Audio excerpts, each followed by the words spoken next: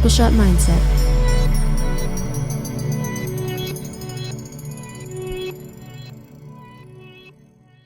For the past few days, literally, I've had maybe 12 or 15 caterpillars.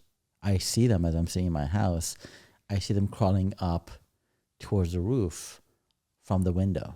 From the window to the walls. They go up, and I'm like, where the heck are they going? And I come outside, and there are about 12, 15 of them just migrating up, and then they go into the roof somewhere. Wow, to form their chrysalis. And within a day or two, I see these heads, these decapitated heads of these poor little worms, caterpillars, just fall out. Who's decapitating them? Little birds are, because I see the birds going up, and they just eat the body, but they get rid of the head.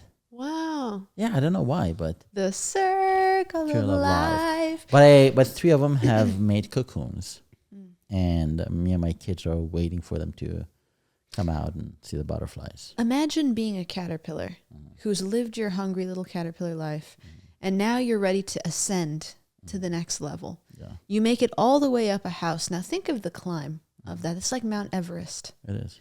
You get all the way up there. Next thing you know, you've got a feathered head of a bird looking at you. And then Just like that. yeah. And then rip. I used to feed worms to my chickens, and the way they would eat the worms was so violent. Yeah. Like they tear it up with their Yeah, beaks. They they do. smear it on the ground to like cut it in half. And then Yes. And it's like, imagine being that caterpillar. My God. But then on the other hand, imagine being the caterpillar who watches your brother, Charles, get decapitated on your left. Chuck for short. Chuck for short. Then you watch your sister April getting decapitated on your right, but you get to build your cocoon.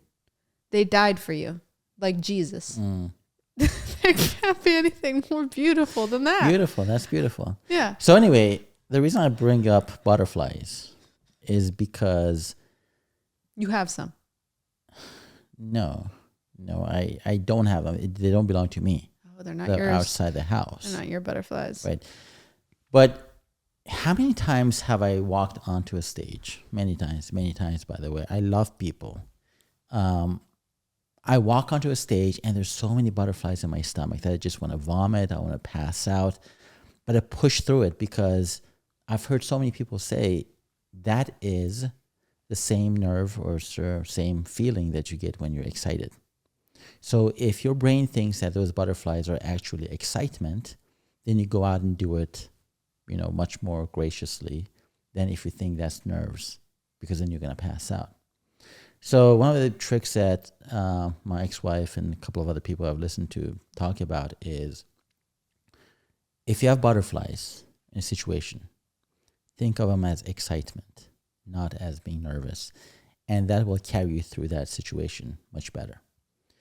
Which I think it is true for things that you have to push yourself through, such as a speech, such as getting married, standing up there, and everyone's looking at you and you're holding the hands of your bride, and you're like, wow, I'm going to pass out. Now, if you think to yourself, this isn't nerves, it's excitement. It's just as if I'm on the Matterhorn or at Six Flags Magic Mountain getting ready to go on this ride. I'm excited. I'm not nervous. I'm just excited. So if you make your brain think that you're excited instead of nervous, you can go through it much better.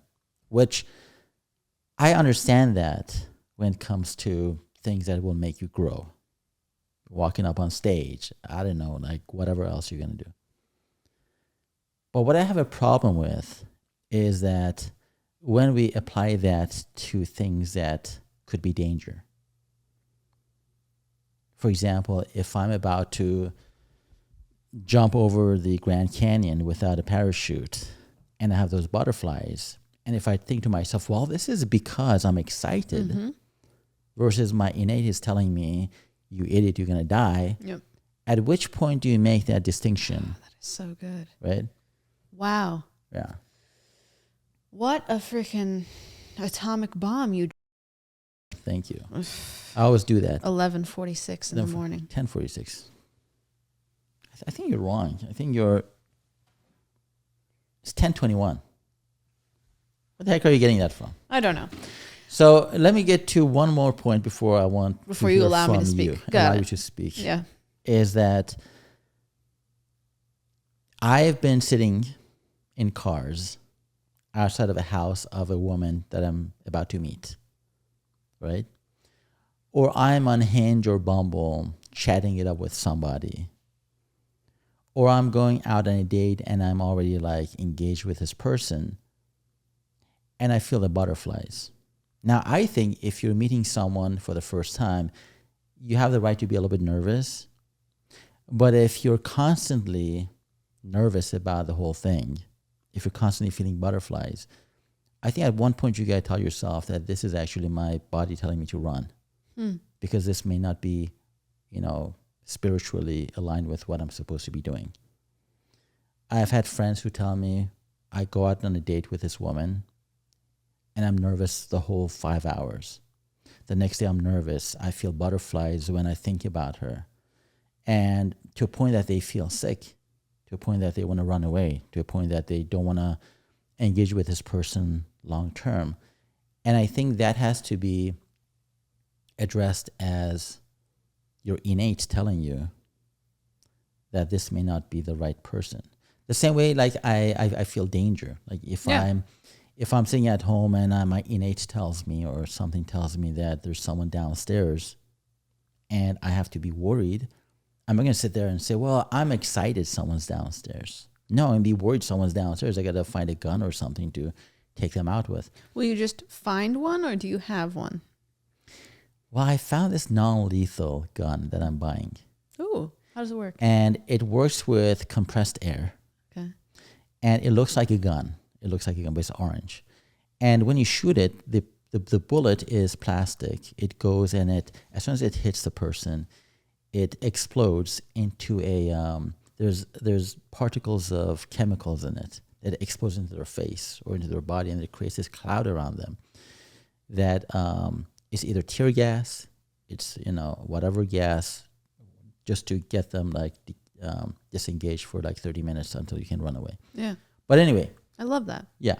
But I was thinking that if a burglar is downstairs, if innate's telling me that I shouldn't proceed with something, like my gut feeling tells me not to do something, who am I to override it with, oh, this is just excitement?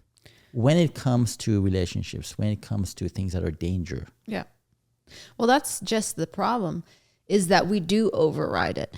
And the number one way that people override their nervous system response, my opinion and my experience. So as you know. As an undergrad psychologist. As an undergrad psychologist, fight on. University of Southern California, guys. Bada boom, bada bing, 2021.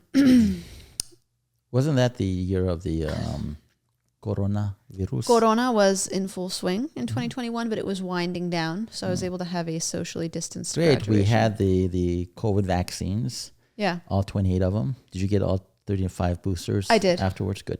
I cannot believe that. We'll talk about that at another time. But that year, 2021, it was 1 year into my Saturn return.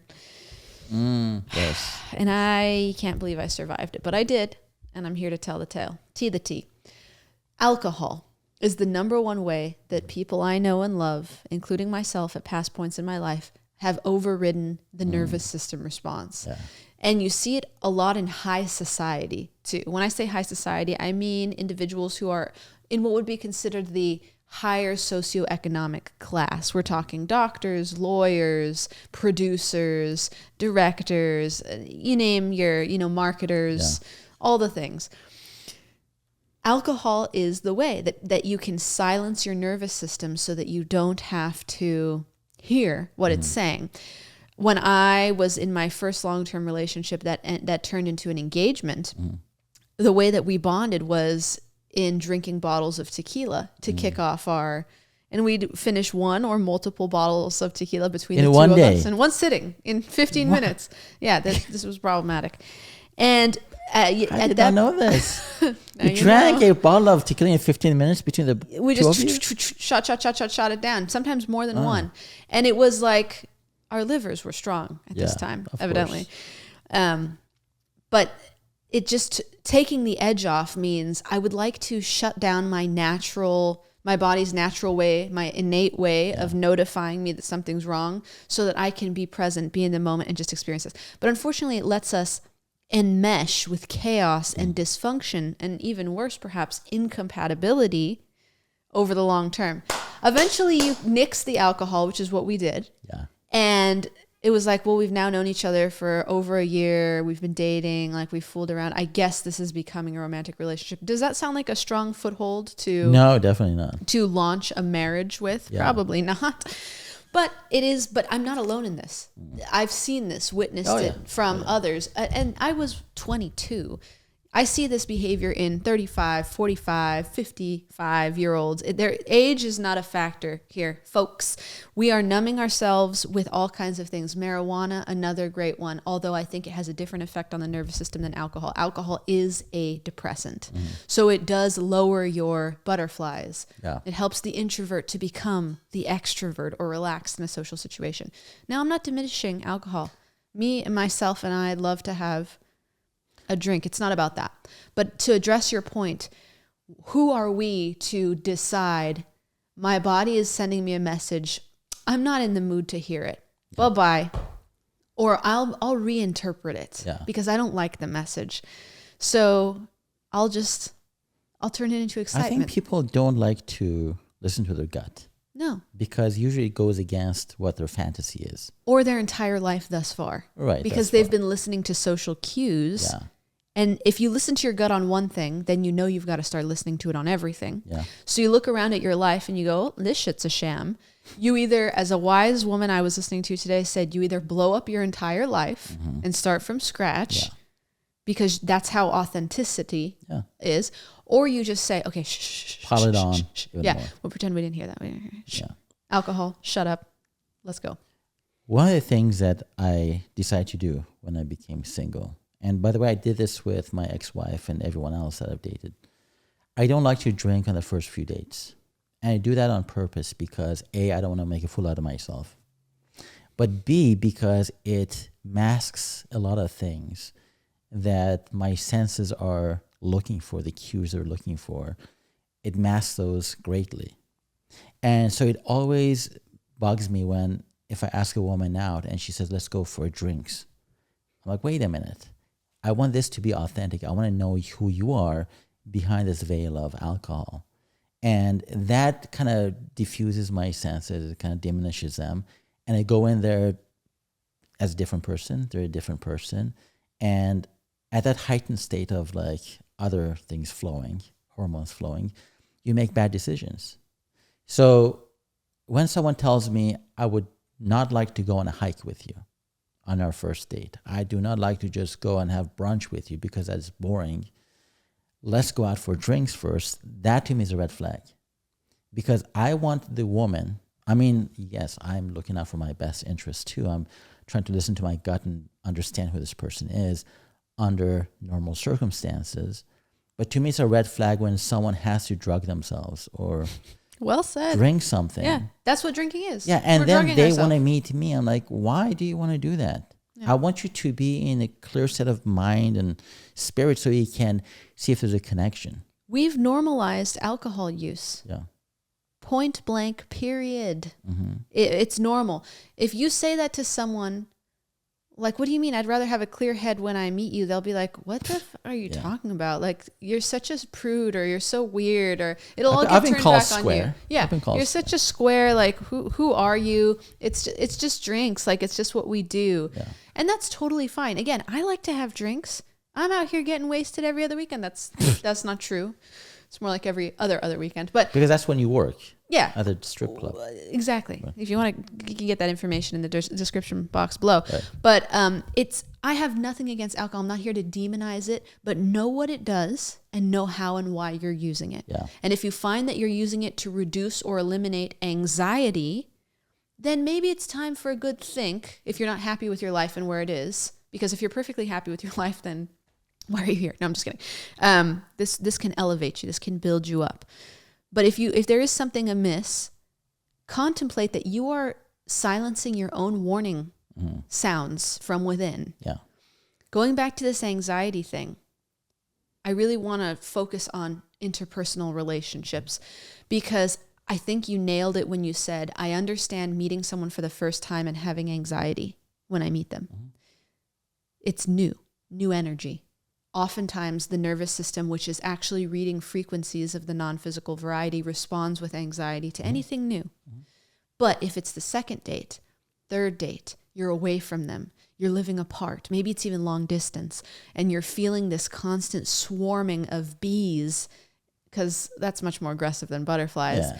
And there's an unsettled feeling, and you're saying, oh, it's excitement, it's chemistry. Maybe think again, baby boy, or baby girl, or baby non-binary. Maybe there's something going on that you need to be aware of. Maybe it's your nervous system saying, this isn't just new. This is a danger response. Yeah. This is either freeze, fight, flight, or fawn. Like it's going to turn into something. Or it's familiar. Yes. May not a just familiar be danger signal. Familiar danger thing. So, I mean, I got a few friends. What? You know, in high places. Besides and low places. Me? I know. Am I in a high place or a low place? I'm your middle ground. Some people tell me, hey, Ardy, since you're a coach wannabe in the relationship realm, yeah, what do you think of this? I've dated this girl for 5 weeks now, and to this day I'm nervous, like my hands get clammy. Yeah, it must mean we're so meant to be. Right. Because if you're supposed to be with someone, if that's your person, and you energetically, everything you're meshing, there's no need to be nervous. Unless you are projecting to be something you're not, and now it's catching up to you. You can't be nervous about that. Yeah. But if you're being your authentic self and meeting another authentic person, quote unquote, and you're still nervous about that 4 weeks, 5 weeks into it, and you say, oh, it's because it's new, or it's because this person reminds me of my ex-wife. I mean, those are red flags. To me, if you meet somebody, and I told this to my brother too, one of the things I want people to understand is that you got to be your authentic self. The reason we try to, so the reason I was looking at myself in my previous pictures in the past 10, 15 years. I used to go to networking events like Newport Chamber of Commerce, this and that. And in the first couple of pictures or videos or whatever that my ex-wife showed me, I saw that I was being inauthentic to myself. I wanted to seem like I have a perfect posture, I have a perfect smile, I'm listening, I'm engaging, and I wasn't being myself. And when I wasn't myself, people wouldn't approach me because I was just pretending to be someone I'm not. And so I told my brother, I'm like, look at my pictures from the first 2-3 months of me going to networking events versus after I had a talk with my ex-wife, and she said, be yourself. You're going to draw more people in. I wasn't worried about my posture. My shirt was like, not ironed. My hair was out of place, but it was authentic to me. So there was no butterflies anymore. The other version of me had butterflies all the time because I was trying to be someone I'm not. Yep. So when I see people go out with men or women or whatever, and I hear that they're still having butterflies, and they've been romanticized to think that butterflies means it's romantic, it's exciting. To me, it means you're out of alignment and you're living a life of lies, just try to make something fit. And if you listen to your gut feeling and go back to peeling back the layers of crap you've put on yourself to pretend like you're liked and loved, you're going to find yourself to be something completely different than what you're projecting to be. So my goal is to, every time I have awareness around these things, every time I see like I'm trying too hard in front of someone, I tell myself, what will happen if I don't try hard, when I'm just myself? Instantly, the butterflies go away. Yes.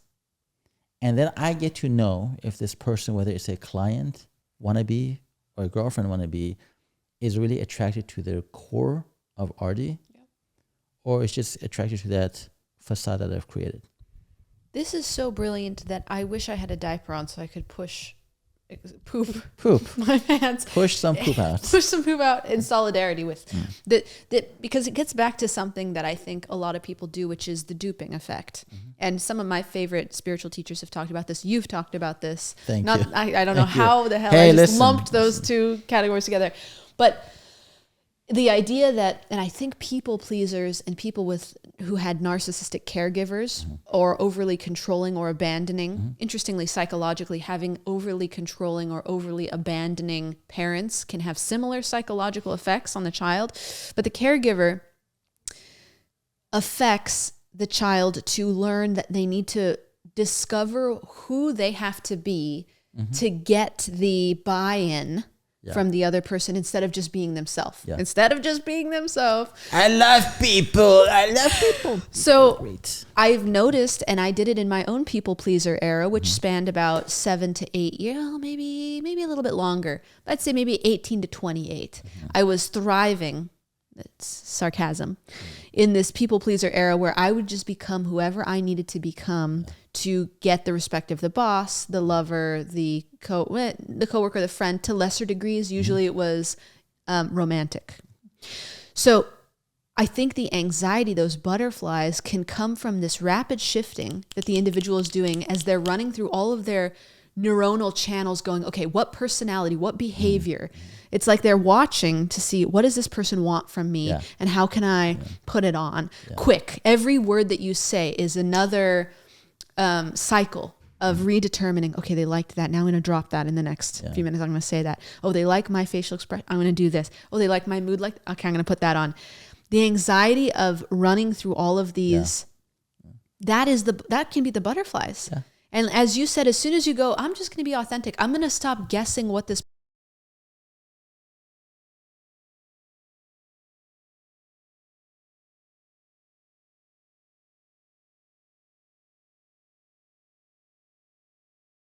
However I need to be to make them comfortable. That is still people-pleasing, people. That's still people-pleasing, people, period. The approach that you mentioned is to just be yourself. Yeah. And it is the most beautiful magnet for drawing in your tribe and the most wonderful repellent for pushing away the people who you don't have long-term compatibility with. 100% agreed. Thank you for including me in the list of noblesmen that you... I don't know if I really did that. You did. You did. You did. I separated you. You said if there was a Mount Rushmore of geniuses in the world... Your face would be the preeminent. It would be Ardy. Yeah. I don't remember who the other people were, but Ardy was number one. Okay. Number one. So Kevin's not here. I can speak on his behalf. Okay. And he's not here right now. But I've realized that me and him used to be people pleasers. And the amount of butterflies starts growing exponentially as life goes on, the longer you keep up this people pleasing kind of behavior. Yep. And I think I do it on purpose. And I do it a little bit to the extreme just to show him how to come to center. So I know that my brother, for those of you who don't know, he's not here to protect himself or I'll defend protect himself. him. Don't worry, Kevin. But he is usually, most days, he needs to portray perfection. He wants to be... Well, he is a hygienic person who cares about his appearance. Let's keep it real. Okay. Portray perfection is a little extreme. But if I, for example, because him and I, when we were behind closed doors, we say and act a certain way, which is fun and funny, and people love that energy. But when we go out, usually, Kevin becomes very strict. Yeah, stoic. He's like, stand up straight, don't make jokes, just drink your coffee and don't make eye contact. So there is a very clear demarcation between him at home in his comfort and him in the public. Right. So I've told him, why do you do that? And he said, because why are you embarrassing yourself? Why do you do this? I'm like, Kevin, I'm being true to myself. I could make stupid jokes and my tribe will get it. And my tribe, who I don't give a shit about, they can walk away. They can close their ears. It's not my job to change myself. And ever since I became this person of I'm who I am, take it or leave it, the butterflies have gone away. I couldn't sit here and do this freaking podcast 2 years ago, 3 years ago, if it still had those butterfly thoughts that I got to be perfect. I got to sit in a certain way. I got to have my shirt ironed. Yeah. I couldn't have been able to get through one freaking episode, let alone 50. And explain why that is to the listener and viewer. Well, I stopped giving a shit about other people's opinions of me. And I became more true to my authentic self. And literally I'm a very self-aware person. I have awareness about what I say or do or whatever. But if it doesn't hurt anyone, and if it's still authentic to me, I'd rather be that. Kevin, when we're out in public, when we're doing certain things, he has a lot more butterflies. He's a lot more aware of like, oh, someone's looking at me. Oops, someone's approaching us. Oh, what if this person doesn't want to buy from us? What if... And that kind of like repels people. Not from they still come and shake your hand because you dress nicely, but... Yeah, Kevin, I'm going to speak for him real quick. When I go out in public, everyone engages with me, says I'm smiley, says I'm happy, says I'm charming, and you're the one who has resting bitch face. Explain that. 100% do have resting bitch face. That was from Kevin. But after that first initial, oh, this guy has great hair and great shirt, energetically there's a blockage, I think. Because a lot of those clients rarely come back and say, you know what, I want you to do my website for me. I want you to do this for me. I want you to do my branding for me. A lot of them don't. Or even if they engage with us, a couple of weeks later, they fall out. However, the ones who meet me in my weirdness, in my authentic self, the energy that they get that day is the energy they're going to get tomorrow, the next day, throughout the relationship, whether it's business or personal, they're going to get the same thing. So when they're reading my energy that day, for example, they know this is what you're getting. But if you meet a fake energy, not that he's fake, but you put up this falsehood that, oh, I'm this, I'm that, it only goes so far. It lasts maybe an hour after that meeting or that date. And it eventually starts weaning off. It's superficial. Yeah. In psychology, and I think it was even Carl Jung who talked about the fractured self. Don't quote me on that, by the way. This isn't a test. For the longest time, I thought it was Carl Jung. Yeah. Until you hear someone else say it, that's how it's spelled, Jung. But the fractured self, it's like very much this. And it used to be so socially acceptable. In fact, in my parents' generation, and my parents were... made in the 1940s and 50s. So in their generation, it was encouraged to have a fractured self. You're this person in public, you're that person in private, you're this person in the bedroom, you're this person with your kids, you're this person with your wife. It's like you, and from a psychological standpoint, it is suspected that we do in fact have a slightly different version of our personality for every person in our lives, because those individuals bring out something different in us, and that's natural. But when we begin to construct with intention a different persona for every person in our lives, then we start to get into the territory of personality disorders, narcissism, and I'm not diagnosing anybody. Nobody run off and lose anything. Come back, sit down, and find it. What I'm saying is that it can be a defense mechanism from being vulnerable to conceal ourselves by creating this different persona for. And then when a client with any level of intuition throws a rock and they realize it's only a pond, it's only a puddle. And then the rock just like sits on the surface.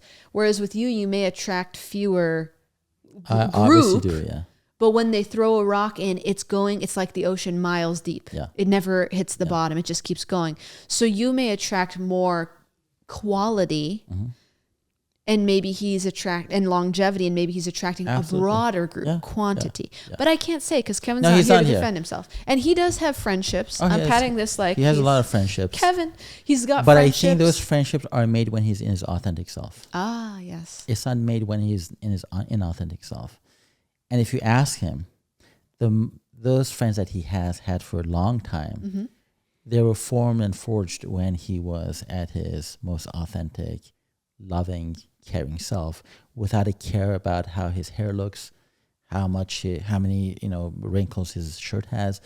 So my whole point about this thing is, if you're authentic, and if you listen to your soul, and if you listen to your gut, and if you are who you say you are, you're going to attract the like. Yes. Right? Therefore, those butterflies should only be minimal, because as a first time meeting someone, novelty, you're going to be a little bit nervous. Yes. I'm not saying you should not be nervous. But if you're going out with this person 2, 3, 4, 5 times, or you're meeting this client again and again and again before you sign the contract, and you still have knots in your stomach and you're still nervous, what if it doesn't go right? Then this is not the right person for you. It's not the right relationship for you. It's not the right circumstance for you. So drop the facade, whether it's physical, what you're wearing, whether it's alcohol, whether it's a fantasy that you've created in your head. Drop all those and see what the core energetic, attraction is. Yep. If it's there and they're reciprocating, great. Yes. If they're not reciprocating your authentic energy and you have to change yourself for that person to be attracted to you, for that client to come your way, then it's not going to work out long term. Yeah, that might be the biggest red flag ever. Beautifully said.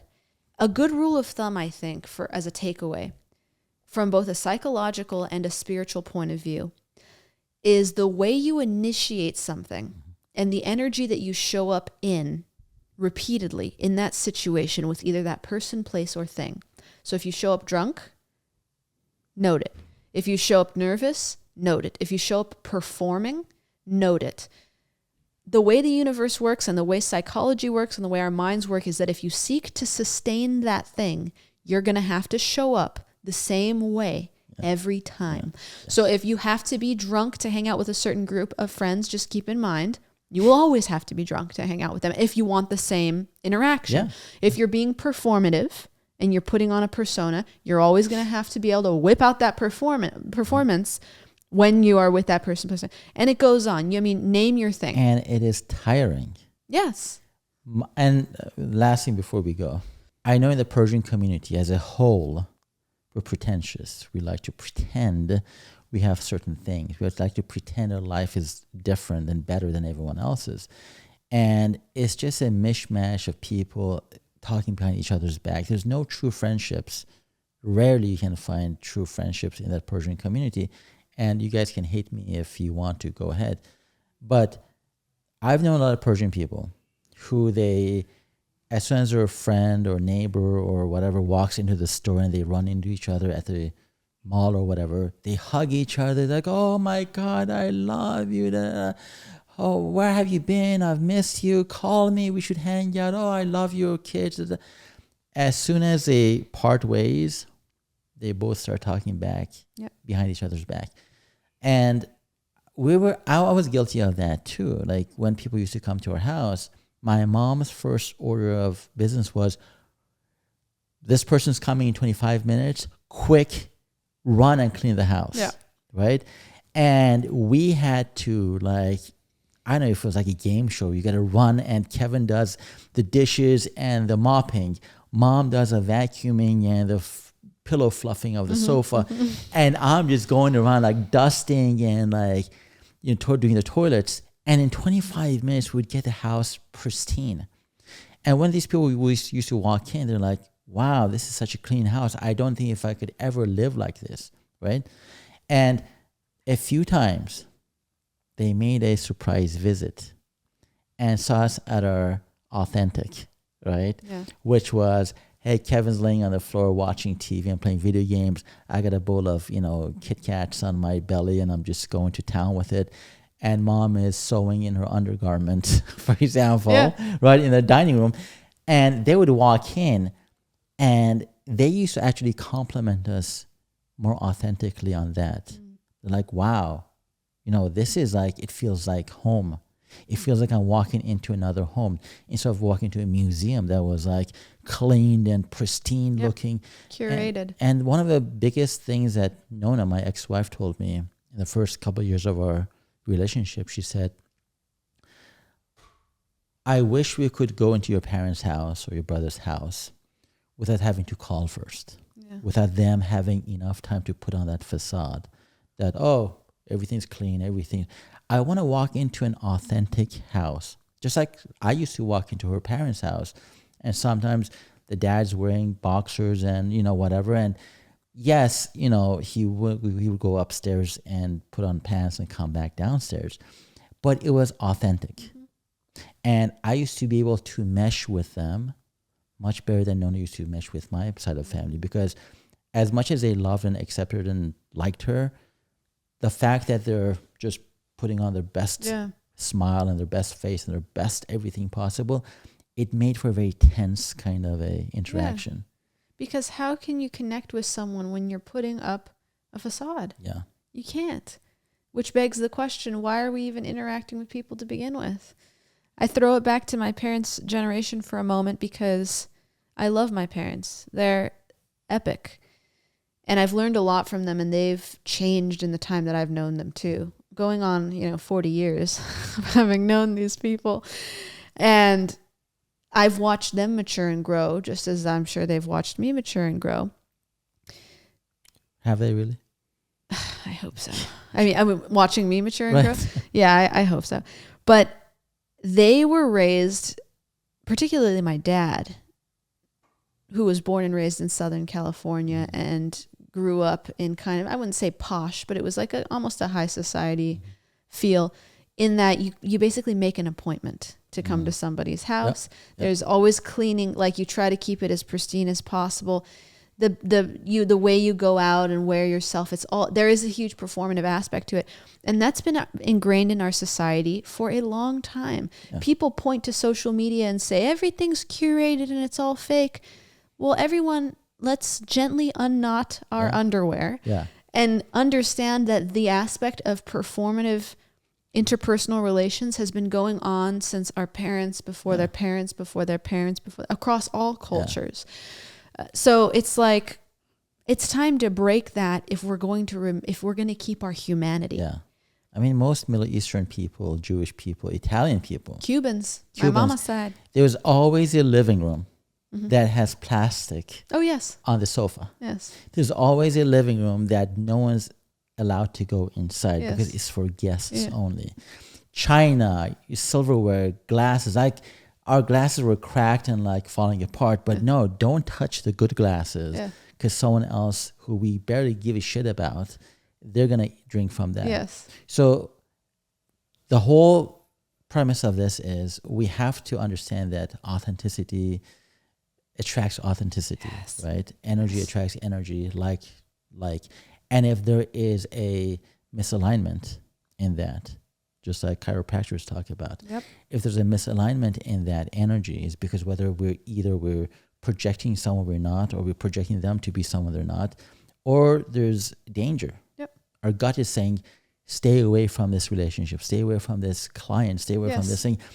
And you get the cues, not just in your gut, but you hear certain things that you want to unhear. Mm-hmm. You see certain things, behaviors that you kind of push under the rug. Yep. But you do that because you're either desperate for something or you have a need for something. Just cut that shit out. Yes. When your mind over mattering it, and as we said before, if you want to live a life that's completely through your mind, then be my guest. But authenticity comes from the heart. So if you want to live a life that nurtures your heart, if you want relationships that fulfill you on a deep level, maybe it's time to start listening to that big pump in the center of the chest that you can't survive without. And it is directly tied into your nervous system, even on a biological level. Triple Shot Mindset.